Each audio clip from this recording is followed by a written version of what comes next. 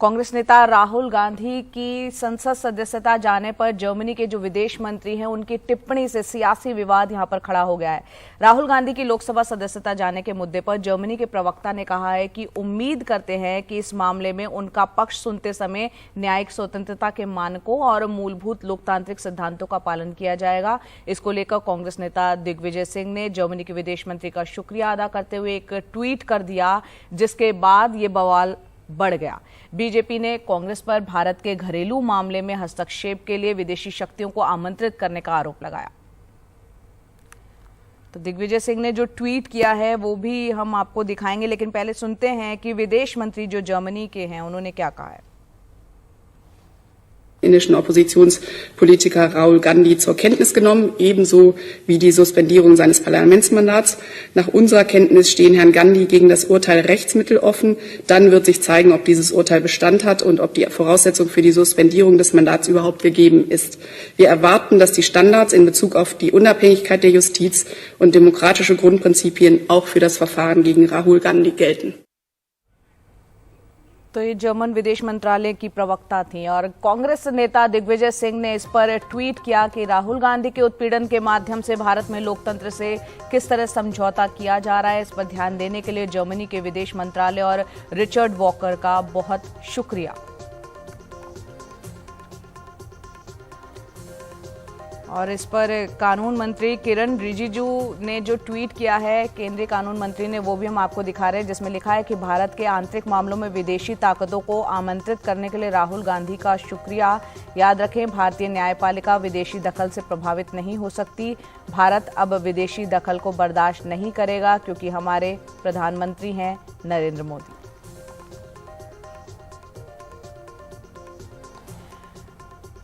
तो यहाँ कांग्रेस पार्टी का क्या स्टैंड है, यहाँ पर जयराम रमेश ने भी ट्वीट किया है। दिग्विजय सिंह के ट्वीट से ये ट्वीट अलग है। उन्होंने लिखा है कि कांग्रेस का स्पष्ट तौर पर मानना है कि प्रधानमंत्री मोदी द्वारा संस्थाओं पर हमले एवं उनकी डराने धमकाने की राजनीति से हमारे लोकतंत्र के समक्ष जो खतरे उत्पन्न हुए हैं उनसे भारत की लोकतांत्रिक प्रक्रियाओं को स्वयं ही निपटना होगा।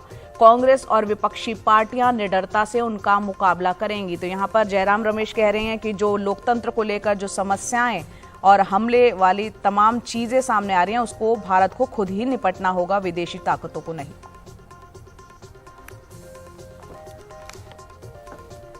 और कर्नाटक की बात करते हैं। सियासत और धर्म का घालमेल हालांकि ठीक नहीं होता, लेकिन ये हम भी जानते हैं कि भारत की राजनीति में वो घालमेल अक्सर देखने को मिलता है। हमारे नेताओं से ये बात कोई उनको कैसे समझाएं। हालांकि सुप्रीम कोर्ट की भी सख्त टिप्पणी आई है, धर्म और राजनीति को अलग रखने की बात कही गई है। बहरहाल कर्नाटक में विधानसभा चुनाव सिर पर है। चुनाव से ठीक पहले बसवराज बोम्मई सरकार ने मुसलमानों को जो दिया गया 4% आरक्षण है उसको वापस ले लिया और उसे लिंगायत और वोकालिगा समुदाय को दे दिया है। अब बीजेपी कर्नाटक में एक भव्य राम मंदिर बनवाने जा रही है। कांग्रेस का आरोप है कि बीजेपी हिंदू मुस्लिम और राम मंदिर के सहारे विधानसभा चुनाव में ध्रुवीकरण करने की कोशिश कर रही है। ये एनिमेशन उस भव्य राम मंदिर का है जो बनने के बाद राम देवरा बेट्टा यानी हिल ऑफ लॉर्ड रामा में दिखेगा। बेंगलुरु से तकरीबन 55 किलोमीटर दूर रामनगर की उन्हीं पहाड़ियों में जहां कभी शोले फिल्म की शूटिंग हुई थी।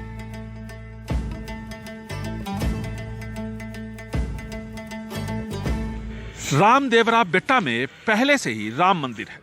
350 सीढ़ियां चढ़कर यहां पहुंचा जा सकता है। कांग्रेस राम मंदिर बनाने की बीजेपी की इस कवायद को वोट बैंक की राजनीति से जोड़कर देख रही है। राम मंदिर is already built in Ayodhya. Ayodhya में राम मंदिर बन गया ना, अब क्या? पहले बीजेपी यहाँ खुद को ठीक करे। BJP office first, then Ram Mandir. Congress party in Ram Janmabhoomi also they don't want Ram temple. Congress party तो ये भी नहीं चाहती कि राम जन्मभूमि में राम मंदिर बने। वो चाहते ही नहीं कि कहीं भी राम मंदिर बने। ये बात आस्था, भावनाओं और आध्यात्म की है। ये जगह बहुत ही पूजनीय है। Respected and highly worshipped. एक तरफ राम मंदिर तो दूसरी तरफ किसी न किसी बहाने 4% मुस्लिम कोटा खत्म करने की चर्चा करना बीजेपी के बड़े नेता नहीं भूलते। ಇದರಿಂದ ನಾನು ಸ್ಪಷ್ಟವಾಗಿ ಮುಸ್ಲಿಂ ಬಂಧುಗಳು ಹೇಳಕ್ಕೆ ಇಷ್ಟಪಡ್ತೇನೆ, ಮುಸ್लिम बांधवರಿಗೆ अन्याय ಮಾಡಿಲ್ಲ ನಾನು। मुसलमानों के साथ किसी तरह की नाइंसाफी नहीं हुई है। अब आर्थिक तौर पर कमजोर वर्ग के तहत उन्हें आरक्षण मिलेगा। धर्म के आधार पर आरक्षण ठीक नहीं है। ಧರ್ಮದ ಆಧಾರದ ಮೇಲೆ ಮೀಸಲಾತಿ ಕೊಡೋಕೆ ಸಾಧ್ಯ ಇಲ್ಲ। सत्तारूढ़ बीजेपी के खिलाफ कांग्रेस भ्रष्टाचार को यहां मुद्दा बना चुकी है। ऐसे में कांग्रेस और जेडीएस के खिलाफ मुद्दे तलाशती बीजेपी मुस्लिम रिजर्वेशन की समाप्ति के साथ साथ कर्नाटक में राम मंदिर के निर्माण के सहारे वोटर्स को लुभाने की कोशिश में जुटी है। बेंगलुरु से कैमरामैन गोविंद मूर्ति के साथ निहाल किदवई, एनडीटीवी इंडिया।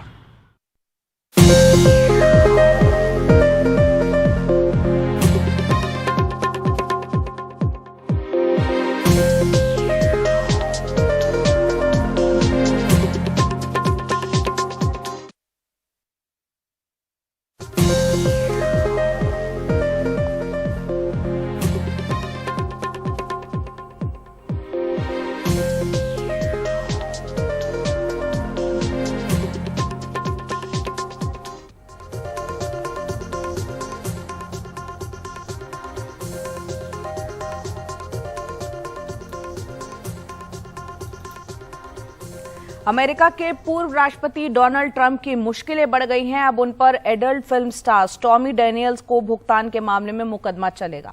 मैनहट्टन की ग्रैंड जूरी ने उनके खिलाफ आरोप तय करने को हरी झंडी दे दी है। ट्रंप आपराधिक मुकदमे का सामना करने वाले अमेरिका के पहले पूर्व राष्ट्रपति हैं। हालांकि अब तक आरोपों को सार्वजनिक नहीं किया गया है। हाल ही के दिनों में ट्रंप ने अपने ऊपर चल रही जांच को लेकर आक्रामक टिप्पणियां भी की थी। ट्रंप पर आरोप तय है कि उन्होंने एक पॉर्न स्टार स्टॉर्मी डैनियल्स को $1,30,000 के भुगतान की बात छिपाई। ये भुगतान 2016 में अमेरिकी राष्ट्रपति चुनाव से पहले किया गया था। आरोप है कि ट्रंप के वकील माइकल कोहेन ने स्टॉर्मी को पैसे दिए थे। खुद कोहेन अगस्त 2018 में ही अपना अपराध कबूल कर चुके हैं। उन्होंने माना था कि ट्रंप के कहने पर उन्होंने स्टॉर्मी को पैसे दिए थे।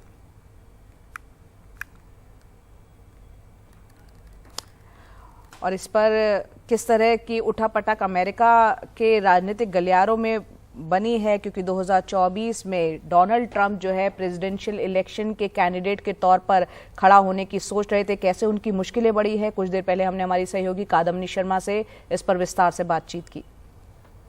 जब पहली बार ये खबर सामने आई थी तो हमने देखा था कि बहुत बड़ी संख्या में उनके समर्थक नहीं जुटे थे, लेकिन अब जब ये आधिकारिक हो गया है कि उनके ऊपर चार्ज लगाए गए हैं, वो एक सील्ड कवर में जज के पास पहुंच चुका है। जो डीए है मैनहट्टन के, उन्होंने ये उनके ऑफिस ने ये जानकारी ट्रंप के वकीलों को दे दी है। उसके बाद यहाँ पर अब हम देख सकते हैं कि किस तरह से उन्होंने एक बार फिर से ये कहा है, एक स्टेटमेंट जारी कर ये कहा है कि उनके खिलाफ एक विच हंट चल रहा है। और उन्होंने ये कहा है कि डेमोक्रेट्स जो हैं वो पहले नहीं कुछ कर पाए, तो अब वो इस तरह से गलत तरीके से चीटिंग कर रहे हैं और उनको फंसाने की कोशिश कर रहे हैं। अमेरिका को जो महान बनाने का उनका सपना है उसके खिलाफ है। ये सारी चीजें वो कह रहे हैं। और सबसे इंटरेस्टिंग ये है कि जब ये सब कुछ हुआ है तो उसके बाद उनके तरफ से एक कैंपेन के लिए पैसों की भी अपील की गई है। तो यहाँ पर हम ये देख रहे हैं कि किस तरह से अब पहली बार ऐसा होगा कि कोई प्रेसिडेंट जो है वो इस तरह से क्रिमिनली चार्ज किया गया है। इसका पहले कोई एग्जाम्पल नहीं है और ये अपने आप में एक बहुत बड़ी चीज है। किस तरह से ये सारा कुछ चलेगा, ये बड़ा सवाल है। मैनहट्टन में सुरक्षा काफी कड़ी की गई है। तस्वीरें वहां से लगातार आ रही हैं। दूसरी तरफ फ्लोरिडा में जो उनका स्टेट है ट्रंप का, उसके सामने कुछ समर्थक जरूर जुटे हैं। लेकिन एक इंटरेस्टिंग चीज यहां पर यह भी देखने वाली है कि क्योंकि वहां पर एक्स्ट्राडाइट करना होगा, मामला जो है वो मैनहट्टन में है और ट्रंप जो है वो फ्लोरिडा में है, तो क्या फ्लोरिडा जो स्टेट है वो एक्स्ट्राडाइट करेगा ताकि ट्रंप वहां पर मैनहट्टन जाए? वहां पर वो जब जाएंगे तो उनको जो पहले हिरासत में लेने की प्रक्रिया होगी वो उसी तरह से होगी, बताया यह जा रहा है, जैसे किसी भी अपराध को करने वाले की होती है। पहले एक मग शॉट लिया जाएगा, यानी चेहरे का एक तस्वीर लिया जाएगा हर तरफ से, फिर फिंगरप्रिंट्स होंगे, नाम, डेट ऑफ बर्थ, ये सब पूछा जाएगा। लेकिन जानकार ये भी कह रहे हैं कि क्योंकि वो एक फॉर्मर प्रेसिडेंट है तो उनको हथकड़ी लगाकर ऐसा नहीं है कि सड़क पर से कोर्ट रूम में ले जाया जाएगा, लेकिन देखने वाली बात होगी कि इसमें होता क्या है। अब यहां पर एक पॉलिटिकली उन्होंने कहा है कि उनको टारगेट किया जा रहा है, तो इसका क्या मतलब है, इसका अर्थ क्या होगा। वहां पर इस तरह का कानून नहीं है कि अगर उनको जेल हो जाता है तो वो प्रेसिडेंट नहीं हो सकते, लेकिन इसका असर जो है वो कैंपेन पर जरूर पड़ेगा, क्योंकि वहां का कैंपेन जो होता है, प्राइमरीज जो होते हैं जिसमें पार्टी के अंदर से एक कैंडिडेट उभर कर आता है, जीत कर सामने आता है, उसके लिए अगर ट्रंप रैली वगैरह नहीं कर पाते हैं तो वो एक बड़ी समस्या होगी उनके लिए। उनके जो राइवल हैं रिपब्लिकन पार्टी के अंदर ही, वो भी बड़ा सधा हुआ जवाब दे रहे हैं। सबसे बड़े राइवल उनके माने जा रहे हैं जो फ्लोरिडा के गवर्नर हैं, उन्होंने जो प्रतिक्रिया दी है उनका भी ये कहना है कि ये पॉलिटिकल है, इस तरह से नहीं होना चाहिए। लेकिन उन्होंने ये भी कहा है पहले कि उनको इस चार्ज के बारे में जो लगा है स्टॉर्मी डैनियल्स के मामले में ट्रंप के ऊपर, उसके बारे में उनको जानकारी नहीं है, तो बड़ा सधा हुआ जवाब दे रहे हैं। ये भी कहा है कि फ्लोरिडा उनको एक्स्ट्राडाइट नहीं करेगा मैनहट्टन को। तो कई ऐसी चीजें यहां पर पहली बार हो रही हैं अमेरिकन इतिहास में, जो कि एक प्रेसिडेंट भी बनेंगी और देखने वाली बात होगी कि आखिर अमेरिकन जस्टिस सिस्टम जो है वहां पर किस तरह से काम कर रहा है एक्स प्रेसिडेंट के मामले में।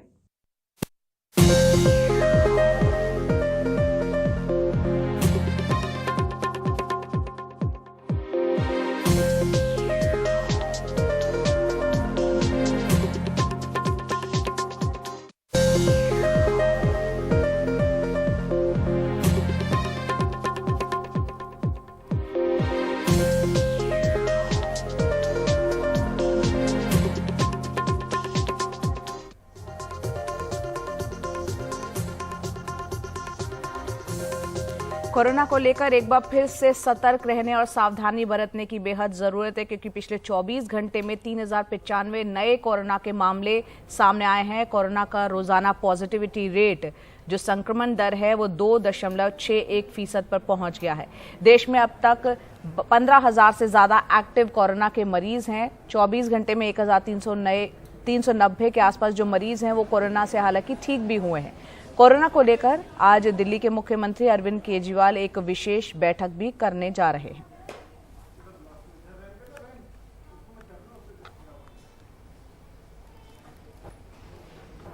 कोरोना ने पांव पसारना फिर से शुरू कर दिया है। बीते 24 घंटों में देश में कोरोना के 3016 मामले रिपोर्ट हुए हैं। पिछले 5 महीनों में एक दिन में आए ये सबसे ज्यादा मामले हैं। ये सिलसिला पिछले कई दिनों से जारी है। 29 मार्च को 2151 मामले, 28 मार्च को 1573 मामले, 27 मार्च को 1805 मामले, 26 मार्च को देश में 1890 मामले आए हैं। इस बीच दिल्ली के स्वास्थ्य मंत्री सौरभ भारद्वाज ने कोरोना के बढ़ते मामलों और अस्पतालों की तैयारी को लेकर गुरुवार को बैठक की। अब अस्पतालों में भी मरीज आ रहे हैं। 28 फरवरी को दिल्ली के अस्पतालों में एक भी कोविड मरीज नहीं था। अब दिल्ली के अस्पतालों में 54 मरीज हैं। मुंबई में जहां महीने भर पहले 2 मरीज अस्पताल में थे, अब वो 57 हैं। तमिलनाडु में एक महीने पहले अस्पताल में जहां 11 मरीज एडमिट थे, अब 18 हो चुके हैं। हम सिचुएशन को बहुत क्लोजली मॉनिटर कर रहे हैं। हमने मॉक ड्रिल कर ली है अस्पतालों के अंदर, कोविड के सिलेंडर्स की, LMU की, कोविड के अंदर जो ऑक्सीजन की मैन्युफैक्चरिंग की दुरुस्ती जो है वो हमने वेरीफाई की है। अभी तक जो समझ में आया ये स्ट्रेन जो है वो ऐसा नहीं है जिसके लिए जो है कोई भी पैनिक की सिचुएशन हो। 10 दिन पहले जहां देश में कोविड की साप्ताहिक पॉजिटिविटी रेट 0.86% थी, जो अब बढ़कर 1.71% पर जा पहुंची है। साथ ही 10 दिनों में कोरोना के एक्टिव मरीजों की संख्या भी दुगुनी हो गई है।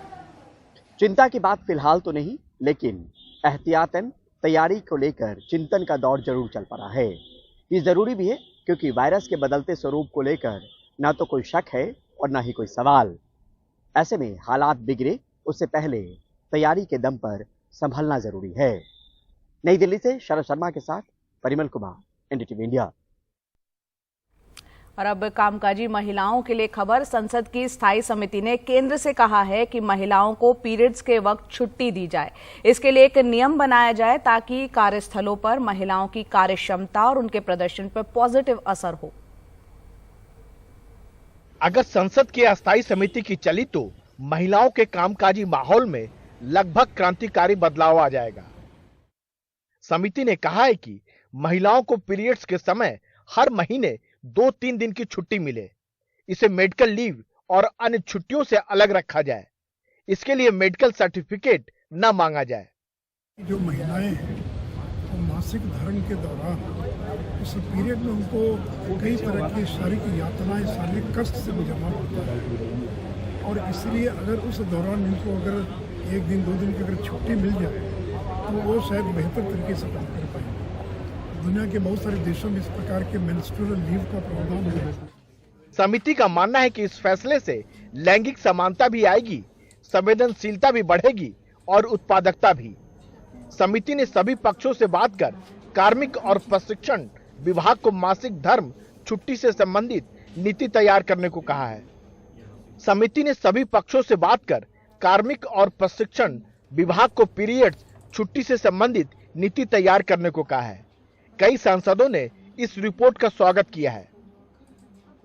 हालांकि ये अंदेशा भी है कि इसकी वजह से महिलाओं को नौकरी मिलने में मुश्किल ना हो, क्योंकि हर महीने 2-3 दिन की छुट्टियां नौकरी देने वाले को खल सकती है। मेंस्ट्रुअल लीव का जो प्रपोजल दिया गया है वह निश्चित रूप से स्वागत योग्य है। इससे सरकार की महिलाओं के प्रति संवेदनशीलता भी झलकेगी, लेकिन एक भय भी इसमें पैदा होता है कि ऐसे ही प्राइवेट सेक्टर में महिलाओं के लिए जॉब अपॉर्चुनिटी की कमी होती है, महिलाओं को लोग रखना नहीं चाहते और अगर इस तरह की छुट्टी हर महीने देनी होगी तो निश्चित रूप से उनके लिए नौकरियों में कमी आएगी, यह आशंका पैदा होती है। वैसे बिहार में 1992 से ही इस तरह की छुट्टियां मिलती रही है और केरल में हाल ही में छात्राओं को इसका अधिकार मिला है। दुनिया के कई देशों में पीरियड लीव मिलती है। जब महिलाओं को मैटरनिटी लीव मिली तो इसे दफ्तरों में महिलाओं के लिए बहुत बड़ा कदम माना गया। अब पीरियड लीव उनके लिए माहौल को और बेहतर बना सकता है और पुरुष सहकर्मियों को उनकी जरूरतों को लेकर और ज्यादा संवेदनशील बना सकता है। नई दिल्ली से राजीव रंजन, एनडीटीवी इंडिया।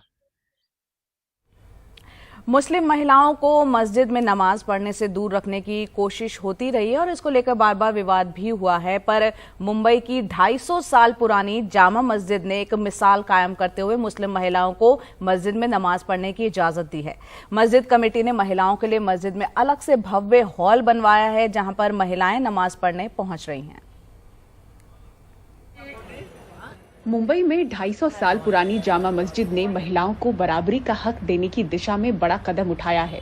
अब महिलाएं वहां नमाज पढ़ पा रही हैं। ऐतिहासिक जामा मस्जिद में लेडी मस्जिद यानी कि विशेष तौर से महिलाओं के लिए एक मस्जिद तैयार की गई है, जिसमें हर सुविधा है। ट्रस्टी ने हम लोग को सबको बोला गया है कि यहाँ पे आके नमाज पढ़ सकते हैं। ऐसा नहीं कि जेंट्स लोग नहीं पढ़ेगी, जेंट्स लोग पढ़ते हैं तो लेडीज नहीं पढ़ेगी, ऐसा कुछ नहीं है। तो हम लोग को सबको साथ में पढ़ने के लिए, नमाज पढ़ने के लिए तौफीक अता करे इन लोग ने कि तरावी भी साथ में पढ़ाते हैं और इफ्तारी के टाइम पे सबको रोज़ा भी खुलाते हैं। मैं यहाँ पर काम करती हूँ, बट नमाज के टाइम पर हमारी शॉप में अलाउ नहीं है कि नमाज पढ़ सके हम, तो हम यहाँ जामा मस्जिद में आकर नमाज पढ़ते हैं। यहाँ पर तरावी का भी इंतज़ाम है, थोड़ा सा वक्त निकाल कर हम लोग यहाँ पर नमाज भी पढ़ लेते हैं, कुरान शरीफ भी पढ़ लेते हैं। यहाँ पर औरतों का बहुत अच्छा इंतज़ाम किया हुआ है। दक्षिण मुंबई स्थित क्रॉफर्ड मार्केट के व्यस्त इलाके में ये जामा मस्जिद है। पहले इसमें एक छोटा मुसाफिर खाना था, जहां आसपास काम करने वाली या बाजार से थकी मुस्लिम महिलाएं आकर नमाज पढ़ने के साथ साथ आराम कर सकती थीं। लेकिन विशेष रूप से अब एक बड़ा हॉल इनके लिए तैयार किया गया है। खुसूसी तौर पे ये एक लेडीज मार्केट या मस्तूरात का मार्केट है, जहाँ पर 80% जो सामान बिकता है वो लेडीज़ों के लिए है और यहाँ पे काफ़ी तादाद में मुस्लिम ख़वातीन भी आती है। इसको मद्देनज़र रखते हुए 3 साल पहले जामा मस्जिद के ट्रस्ट ने एक चीज़ सोची थी कि क्यों ना एक अलग से मस्जिद के अंदर ही एक लेडीज़ मस्जिद बनाई जाए जो शरई हुक्म के मुताबिक चले। अगर किसी का एतराज़ आता है तो हमारे पास माकूल जवाब था उसको देने के लिए, लेकिन अल्हम्दुलिल्लाह सुम्मा अल्हम्दुलिल्लाह किसी की कोई एतराज़ात नहीं आए, क्योंकि हमने वो सारी चीज़ें, वो जो शरीयत जिस चीज़ की इजाज़त देती है, हमारे उलमा इकराम ने उसके ऊपर बैठकर मशवरा करके फिर वो चीज़ को शुरू की गई। जहाँ तक मस्जिदों में ख़वातीन के ना आने की बात है, तो वो ऐसा नहीं है कि इस्लाम की तालीमात के ख़िलाफ़ हैं, बल्कि लोगों के मिजाज की वजह से कि एक जो है ख़वातीन मर्द और औरत दोनों मस्जिद में होंगे तो उसमें फिर जो है इबादत की रूह मुतासिर न हो, इसके लिए कुछ वजूहात से जो है उसको मना किया गया था। लेकिन इस्लामी तालीमात में नमाज की बहुत अहमियत है और नमाज की अदायगी के सिलसिले की पूरी फिक्र करनी चाहिए। वैसे ये हक हासिल करने में मुस्लिम महिलाओं की भूमिका भी रही। उन्होंने ये लड़ाई लड़ी और फिर मुस्लिम धर्मगुरुओं ने माना कि इस्लाम महिलाओं को मस्जिद में नमाज पढ़ने से नहीं रोकता। मुंबई से पूजा भारद्वाज, एनडीटीवी इंडिया। और बात करते हैं खेल जगत की। आज से T20 का महाकुंभ यानी आईपीएल के 16वें सीजन का आगाज होने जा रहा है। पहले मैच में डिफेंडिंग चैंपियन गुजरात की टक्कर होगी चेन्नई से, जो कि अहमदाबाद में होगी। 2 महीने के दौरान 10 टीमों के बीच 74 मैच खेले जाने हैं। कौन सी टीम है खिताब की सबसे मजबूत दावेदार? और पूर्व टेस्ट क्रिकेटर मोहम्मद कैफ क्यों मानते हैं कि पहले मैच में उस्ताद और शागिर्द कप्तानों की टक्कर होगी? देखते हैं T20 के महाकुंभ के शुरू होने से पहले पूर्व टेस्ट क्रिकेटर और स्टार स्पोर्ट्स नेटवर्क के कमेंटेटर मोहम्मद कैफ से जो खास बातचीत हुई है वो सुनते हैं। तो बिंदास क्रिकेट शुरू होने वाला है। फटाफट क्रिकेट में फिर से 74 मैच होंगे और 16वां सीजन है ये। और हमारे साथ है 10,000 से ज्यादा रन बना चुके हैं फर्स्ट क्लास में। नैटवेस्ट की इनकी पारी हर जब भी याद होती है लोग बड़े चाव से याद करते हैं। मोहम्मद कैफ अपने अलग अलग अंदाज के लिए मशहूर थे, बैटिंग, फील्डिंग और टीम में जो एनर्जी है जिसका ये गेम है T20, उसके लिए कैफ हमेशा से मशहूर है। आप कमेंट्री में भी उसी तरह से बिंदास अंदाज में करते हैं। कैफ, सबसे पहले आपके लिए मोस्ट एक्साइटिंग एस्पेक्ट क्या है? 16वां सीजन है, 2008 से हम लोग दोनों देख रहे हैं आईपीएल को, लेकिन सबसे एक्साइटिंग बात आपके लिए क्या है? ये जो होम अवे का जो पुराना हमारा आईपीएल था उस पे दोबारा से आ गए हैं। बीच में कोविड था तो हम यूएई गए, हमने ट्रैवल कम किया, हमने एक ही मैदान पे काफी मैचेस खेले। पर यहाँ होम अवे का मतलब होता है कि जो हमारे फैंस हैं उनको अपने हीरोज को देखने का मौका दोबारा से मिलेगा कि आप ग्राउंड पर जाके मैच देखिए। धोनी साहब चेन्नई में खेलेंगे, उनके फैन वहां जाके जुड़ेंगे। आरसीबी के लिए विराट कोहली बेंगलोर में लोग जाके कनेक्ट। तो ये इसीलिए होम अवे का जो रूल था वो काफी हद तक कामयाब हुआ, क्योंकि आप होम पे मैच खेलते हैं और अवे जाके खेलते हैं तो अलग अलग कंडीशन में खेलने को मिलता है और जो हमारे फैंस की तादाद है वो बढ़ जाती है। तो ये दोबारा से जी तो बिल्कुल आएगा। बिल्कुल। एक और जो इम्पोर्टेंट, अब आपने धोनी का नाम ले लिया तो शुरुआत करनी पड़ेगी। पहला मैच तो उनका अहमदाबाद में, लेकिन 6 मार्च को जब वो जो चेन्नई में जब दोबारा मैच खेलेंगे, आपको लगता है जैसे धोनी ने कहा था कि चेन्नई में आखिरी मैच खेलना, आप कितना मैच उनको खेलता हुआ देखते हैं? देखिए, धोनी के बारे में जो प्रेडिक्ट करना बहुत मुश्किल काम है। धोनी साहब तो रिटायरमेंट लेते हैं, मैं पल दो पल का शायर हूं करके निकल जाते हैं। किसी को पता नहीं होता कि उनका माइंड में क्या चल रहा है। तो दिमाग पढ़ना बहुत मुश्किल काम है।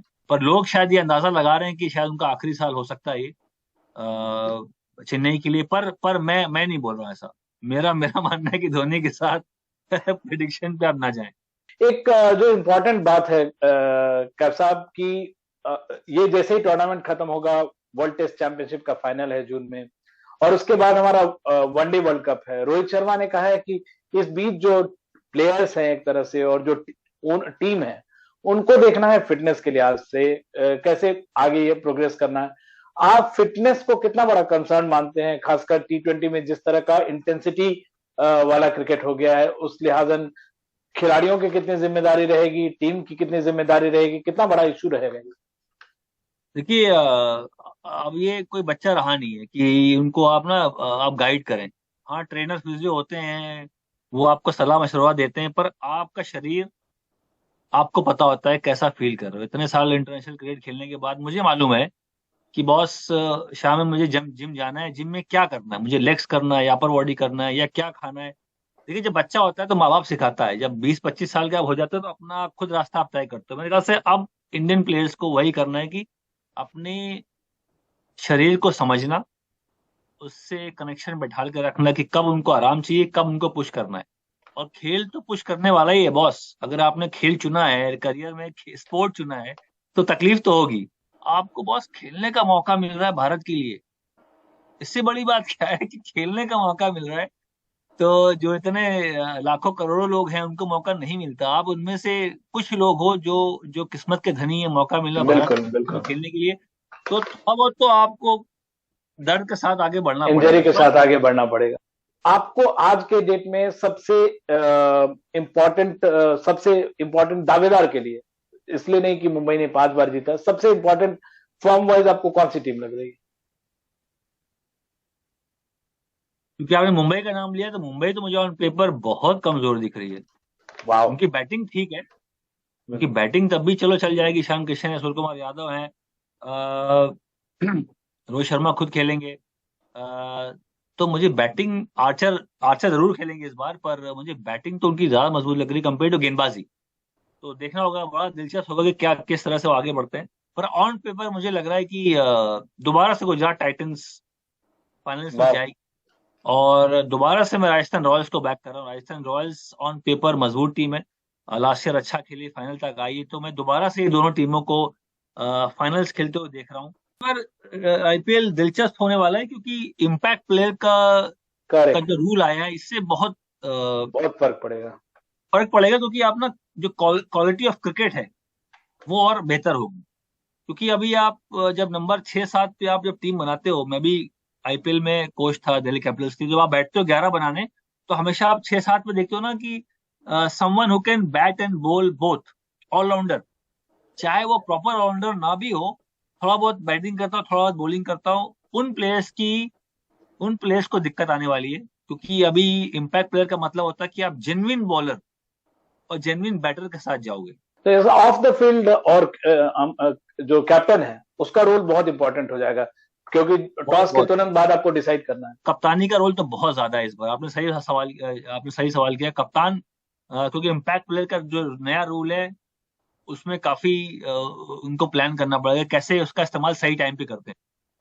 और पहले मैच के बारे में क्या कहेंगे? अगर धोनी भी है वहां पे, आपके लिए उसको लेके क्या एक्साइटमेंट है? गुजरात है, धोनी है, मतलब चेन्नई है, नहीं एक्साइटमेंट है। धोनी साहब तो जब एयरपोर्ट पे निकलते हैं वहां भीड़ लग जाती है। धोनी साहब जब फ्लाइट में बैठते हैं वहां भीड़ लग जाती है। तो खेलने आ रहे हैं, वो खेलने आ रहे हैं। सामने हार्दिक पांड्या हैं, उन्हीं के शागिर्द हैं।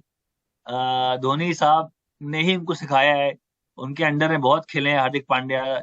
तो जो कप्तानी सीखी है वो खुद बोलते हैं हार्दिक पांड्या की मेरा बहुत बड़ा रोल है, धोनी का रोल है ज्यादा है मेरे करियर में, कि मैंने उनसे बहुत सीखा है as a player, as a human being.